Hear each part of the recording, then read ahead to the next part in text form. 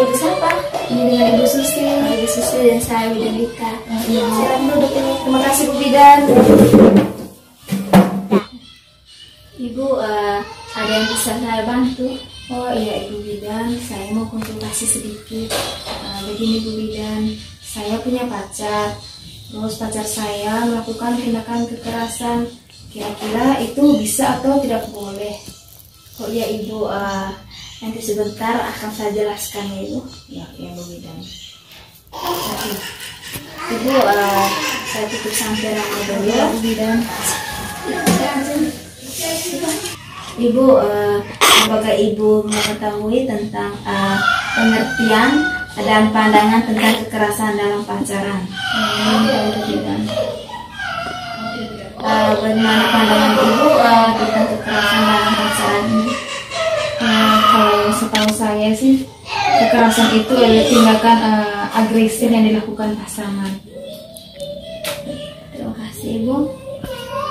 Terus Ibu, saya akan menjelaskan tentang kekerasan dalam pacaran dan tujuannya agar tidak terjadi kekerasan dalam pacaran sehingga tidak dapat mengatasi kekerasan dalam pacaran ini.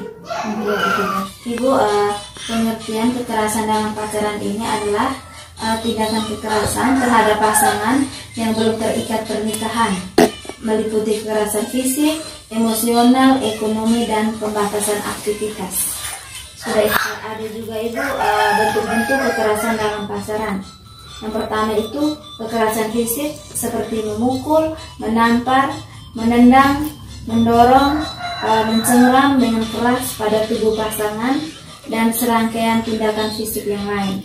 Yang kedua itu kekerasan emosional atau psikologis seperti mengancam, memanggil dengan sebutan yang mempermalukan pasangan, kemudian menjelek-jelekan dan lain sebagainya. Yang ketiga, kekerasan ekonomi seperti meminta pasangan untuk mencukupi segala keperluan hidupnya atau menguras harta pasangan. Yang keempat, kekerasan seksual seperti memeluk, mencium, meraba hingga memaksa untuk melakukan hubungan seksual di bawah ancaman.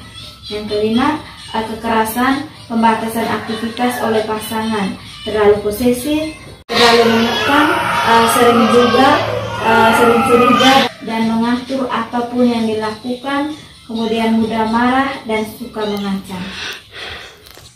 Ibu, ada juga faktor-faktor yang menyebabkan kekerasan dalam pacaran.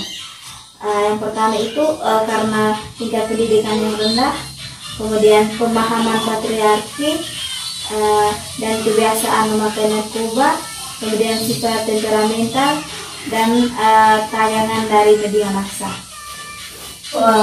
Ada juga penyebab kekerasan dalam pacaran ini yang terus terjadi, yaitu korban cenderung lemah, kurang percaya diri, kemudian sangat mencintai pasangan, dan selalu memaafkan dan memaklumi pasangannya. Dampak yang ditimbulkan dalam kekerasan dalam pacaran ini, yaitu yang pertama, dampak fisik itu dapat berupa memar, patah tulang, dan cacat permanen. Kemudian dampak psikologis yaitu sakit hati, jatuhnya harga diri, dan rasa malu, merasa hina, kemudian menyalahkan diri sendiri, ketakutan bayang-bayang kekerasan, merasa bingung, cemas, tidak percaya diri dan orang lain.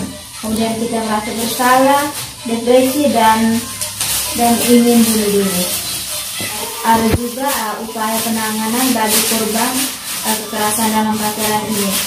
Itu kita harus memberikan dukungan serta meyakinkan korban untuk berani berkata tidak, serta menentang segala bentuk kekerasan yang dilakukan oleh pasangannya, membantu menumbuhkan rasa percaya diri, dan mendampingi korban apabila membutuhkan konsultasi psikiater. Dilakukan oleh remaja perempuan itu Ibu, kita yang pertama itu harus menjadi remaja yang asertif, yaitu mampu mengkomunikasikan apa yang mereka rasakan tentang perilaku seseorang. Yang kedua, tidak mengkonsumsi alkohol dan obat-obatan terlarang. Yang ketiga, memberitahu orang tua kemanapun mereka pergi. Yang keempat, berani berkata tidak yang berarti tidak. Yang kelima, membatasi perilaku seksual. yang sebaiknya dilakukan oleh remaja laki-laki. Yang pertama, harus kenali hasrat seksual dan Pancasila. Yang kedua, hormati semua keputusan pacar. Yang ketiga, terbuka dan berkomunikasi dengan baik. Kemudian ibu, apabila ada orang terdekat atau teman yang mengalami kekerasan dalam pacaran ini, maka harus segera memberitahu kepada orang yang Anda percayai dan melapor ke pihak yang berwajib atau ke Komnas PPA. Ibu, apakah ada pertanyaan atau ada yang ibu belum mengerti dengan penjelasan saya tadi? Sudah Ibu, berarti kalau seandainya saya mendapat tindakan kekerasan lagi, saya tinggal melaporkan ke Ibu Bidan atau kepada pihak yang berwajib ya Bu ya? Ya Ibu. Jadi baik, terima kasih Ibu. Sekarang saya akan melakukan pendokumentasian. Nama Ibu?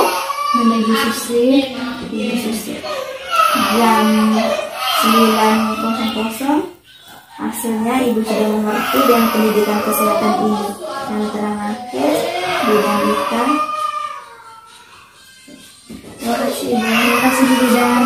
Selamat Ibu. Permisi Bu Bidan. Ya Ibu. Selamat pagi. Selamat pagi juga.